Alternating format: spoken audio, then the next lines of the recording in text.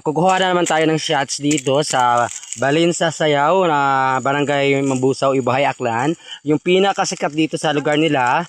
So, siyempre actually taga rito talaga yung tatay ko at mga lola ko sa Mambusaw, Aklan. So, ito ay pinakamagandang lugar dito. Tingnan niyo po yung places. Sobrang nakakamangha na lugar. So, my God, ito po sobrang ganda ng lugar. Oh my God. Yan. Sobrang ganda po ng lugar dito. Ito po yung bundok, grabe. Ito po. Si Toto Yuan man. Toto! Yan po, doon po kami pupunta sa pinakatuktok na yon. Huwag kayo dyan, nakakatakot. Pika muna para makapag-picture. Ayan. Hindi ka muna. Huwag kayo dyan, nakakatakot eh. Ito po yung ito po yung tour guide namin dito. Siya yung magbabawat, lahat sa amin magbabantay. Hello po Sir Ian. Ayan, kaway naman po kayo. Hello. Sobrang ganda po dito sa lugar na to. Actually, ito po yung lugar na pinupuntahan po ng mga vlogger talaga dito. So, syempre hindi po ako magpapahuli.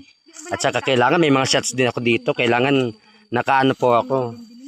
Nakapostora, ganun. So, ito po yung mga kasama namin.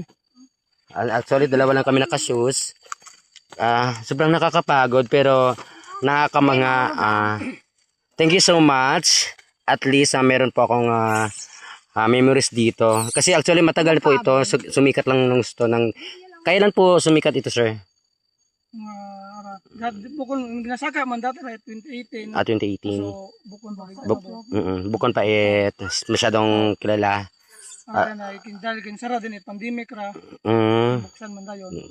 Kaya nagsikat. So, yung nagmamayari po dito is yung DNR government. So, kaya pala sobrang ganda, pinaganda ng gusto. Anyway, ito po yung bangin. Sobrang nakakatakot, nakakalula. Oh my gosh. Yan po, ang bangin po, nakakatakot. Wag magwakan. Ay, malaglag eh. Alam mong bangin yan. Tsaka ito.